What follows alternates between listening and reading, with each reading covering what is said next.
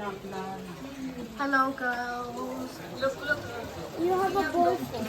Ay, pakita mo kaya ito. Yeah, she does. Wala akong pasok na lang. Off na yun. So cute. Nalabas ako ng Monday, tapos hindi ko na Ito at Ayan na. John. Liam, do you like that kind of Liam, how do you like this one? Yeah, that's so nice. I really want to go there. Sleigh Hello, ride. Can we go in December?